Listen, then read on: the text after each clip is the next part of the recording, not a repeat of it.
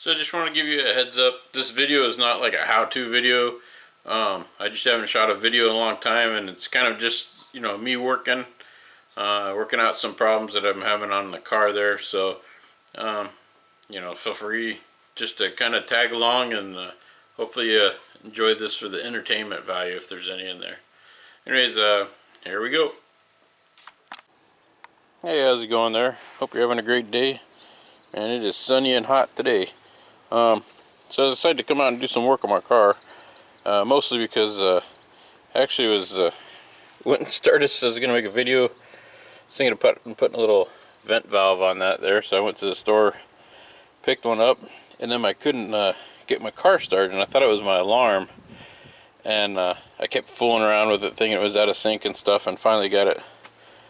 Well, what I figured out is I did the old tap on the starter trick, which is pretty bright, hard to see down there. So I tapped on it, just took the lug wrench, banged on the side there, and then it fired up. So I got to get that fixed, because that'll leave you high and dry there. Also, originally, before I had that problem, I got a big oil leak, and I don't know quite where it's coming from.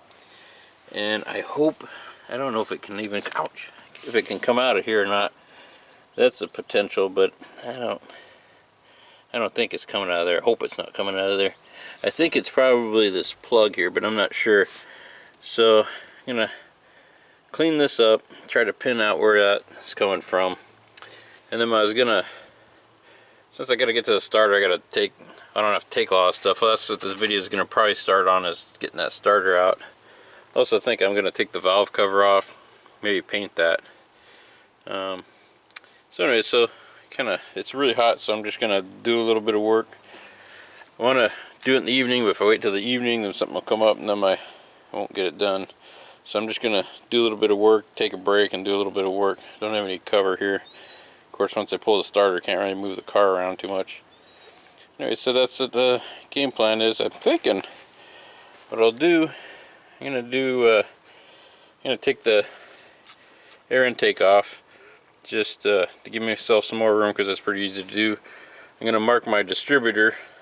This car's been dyno tuned, so it's I want to keep things as, you know, like the timing on right where it's at and stuff. And it's got a chipped ECU in it. I'll show you all that stuff later. Anyway, so I think I'll just start with this. This has got a band clamp on it. I don't like that style. I might take it out. Oh wait, it does have a nice one in the back here. But I don't like that style either, but it is a better clamp. So this engine's new to me, so I'm kind of learning with you on this. Also, I just bought this shell to put the engine in. It's got a lot of rust in it, so I think over time I'm gonna swap out rusty bolts and stuff. Just go to the junkyard and pick up some new ones. But I think it must have been a coast car, because there's a lot of weird rust where you usually don't get any rust in cars in Oregon, so it may have come from California or something. I'll just tackle those, do the easy ones like brackets. There's a bracket back there, it's got some rust on there. It's almost not even worth time cleaning it, unless I can clean it and paint it.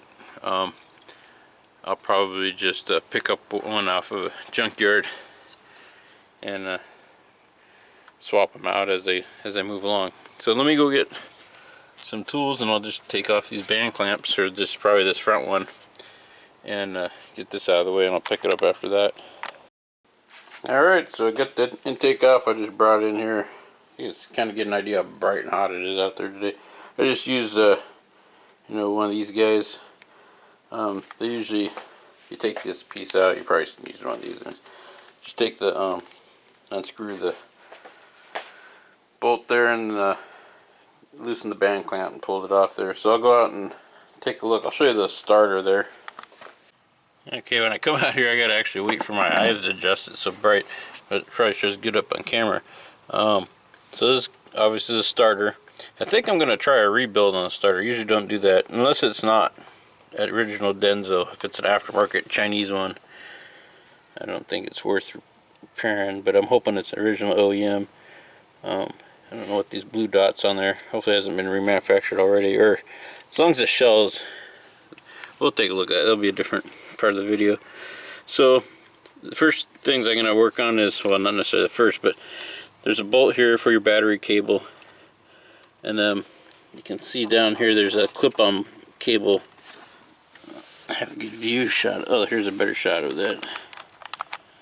So right there, you just pull this plug off, and then take that bolt off there, and I'm going to disconnect my battery cable before I start playing with any of those. And then I'll have to see if I can get a good angle at this.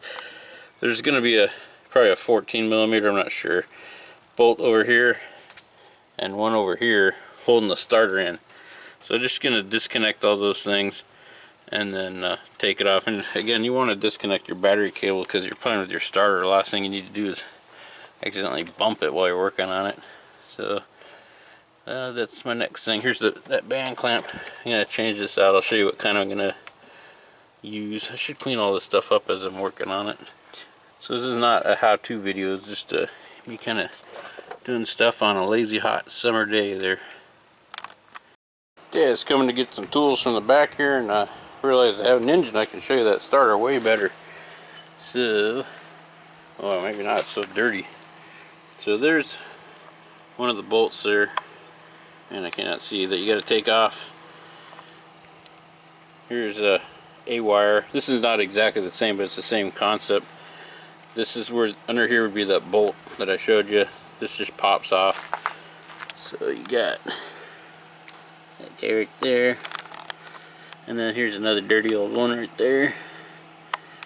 See, that's what I'm working on that. You just can't see it real well. So I'm just going to take all that stuff off, and then this will come off.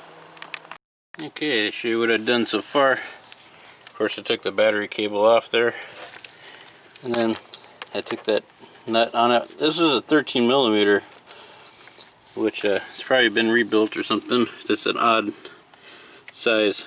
On this wire here, what I do is I take a needle nose plier and grab the actual metal part. I don't pull on the wire.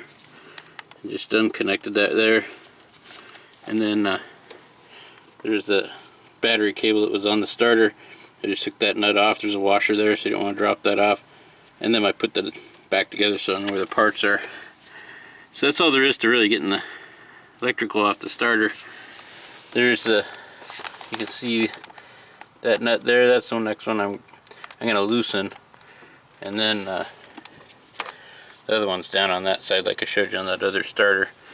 So I just got to get those guys broke loose. Alright, so this is the setup I just used. I just got a nice long breaker bar ratchet, extension, I don't know, 6" or so. And I got a swivel right there, and that just goes to deep weld 14 millimeter socket. And that's how I broke loose that top one there. Alright, you got the starter out. I just fished it out this way. I did disconnect my distributor cable, just made it a little bit easier to see what I was doing. There are two different size bolts. I don't know if these are the correct ones because I'm not the original owner, but small one was in the front, the longer one was in the back down one. So anyway, so just thought I would show that mostly for me, so if I got to put it back together I can remember how to do it. So here's the starter. I kind of knew when this one was like a weird 13 millimeter. This is some kind of knockoff starter. Turns out it looks like the tag says it's made in Mexico or something like that. And it feels like they use cheap parts there. I'll still probably take it apart to see what's wrong with it inside there. Alright, let's see if this starter's worth repairing there. There's basically kind of like only a few parts that I don't know. Anyways, a few parts that I worry about. These bolts on the side, which we'll see when we get in there. This cover kind of looks like that over there, except it's got a wire running to it. They hold some contacts, which we'll see in there. This is your battery side, and so this is like a plunger assembly in here. So we'll check out the plunger assembly and see how that looks. A lot of times that's the problem. And inside the base here, I believe up in his section, and it could be in the back, it probably is in the back because I see some wires running there. But you basically have some brushes and an armature in here. And so those are the other two things you need to take a look at. And then the rest of it's just obvious stuff. Make sure your gears aren't dinged up or something. But I haven't had any grinding on starts or anything like that, so it should just be an electrical issue. So I'll start by taking these 3 screws off, seeing if I can get that back plate off. Alright, took it off. The back plate and the gasket look pretty good. This is just sits in there like this. I took it out. You look over here. I mean, it's going to be rough because of the nature, you know, it slides in and out. But it doesn't look all that bad. A little pitting, but not much. This is where you expect to see if it's going to have trouble. Be some deep grooves in here. Just a little scorching, but that's all normal. And this one here. Yeah, that's just all. I can just clean that up. So that's probably not the issue. And this actually looks in really good condition, which is kind of frustrating. I hope it's not a grounding problem. There is a little bit of corrosion, so maybe it wasn't getting a good connection or something. Anyways, well, the brushes suck. This is easy. These are easy to change out, and it's only like $14 for a new kit for all this stuff. But that's not looking like the problem. So next we'll get into here. Now, I think, yeah, now that I think about it, I think these hold the brushes up, if I remember right. So you don't have to mess with these 2 screws right away. So you just got to take these out. On mine, you can tell it's mine's a Mexican one. They used star bits, which I don't like because I can never tell what size they are. Like I got some here, my standard ones, and one felt like it fit it, but it was slipping. So I have a little kit here, and I found the right one. I don't know, this, you know, when they're this small, it's hard to read with the sizes and stuff. And anyhow, so that's how I got those off. So next I'll tackle these. It's kind of frustrating because you got to keep switching different kinds of screws and stuff. That's the nice thing about the Honda stuff. They usually are pretty consistent about the sizings and the number of tools you need to do the work. So I'll figure out what this is. Hopefully this is it's probably a standard size. And I'll get those bolts out. They just pull out, and then we should be able to get that cover off. Okay, so I did have to end up taking these off. I couldn't tell if it was stuck or not. So I took the long bolts off, set them to the side. They just went on the ends here. These are just Phillips screws, I mean. And so I took those off.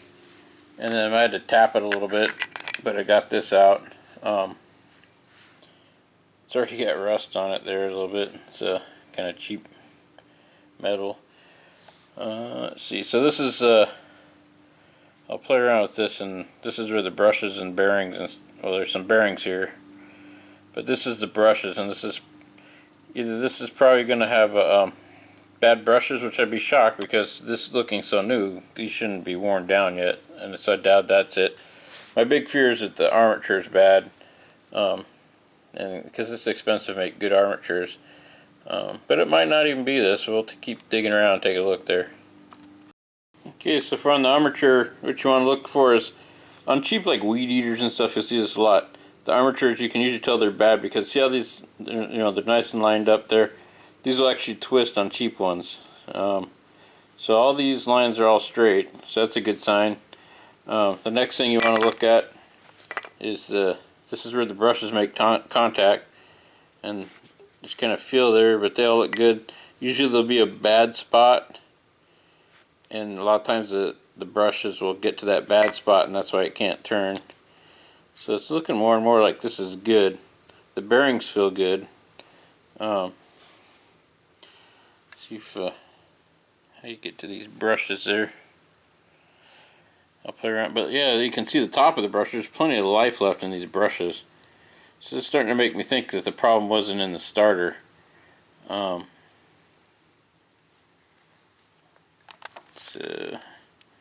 I'll just finish inspecting this, and I don't think the problem is in the starter. I mean, it all looks good enough to where it's in, you know, it's in very good condition for what it is. You know, kind of a cheap one. But so yeah, I don't know. I don't think it's the starter is the problem. So So what I'll probably do is just I'll button this back up, and it works.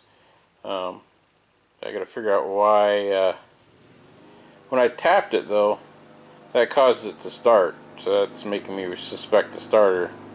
So anyways, let me figure out what's going on with this thing.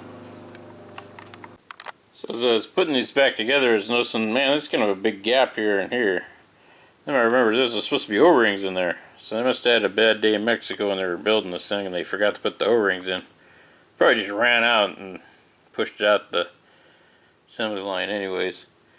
So I should really find some O-rings, but it's almost not even worth the hassle. I don't know what size those O-rings need to be. And another trick I could do is try to squirt RTV in there. It's be kind of hard in there, and that's just to make up for the fact that they forgot to put the O-rings in. What that'll do is cause moisture to go in there, which is going to cause corrosion. Anyways, that's kind of disappointing. I didn't even open this section. This is just gears. It felt pretty good, so I mean, it's either going to spin or not. And they did a okay rebuild on it, but like I said, they forgot to put the darn O-rings in. So I will finish putting this back together, and it could be, the battery is pretty strong though. You know, they're using cheap nuts and stuff, and some corrosion on here. So I don't know, it's kind of a pain. I'm almost tempted to get a starter out of a junkyard, an original Honda one, and just rebuild that, and then you know you're getting a good product. I don't even know if this originally started out. Is it Denso? If it did, they changed all the screws and stuff on it because it's not metric. So yeah, I guess I could take it in the parts store and test it out. The starter's such an important part, you don't want to leave yourself stranded. Found another thing, a big old hole in here. They were supposed to put a bolt in there or something, and a big old hole right into the deal. I guess they figured, hey, oh, here's another one. Cheap part. Anyways, it's not gonna last long. It's all those holes in it and stuff.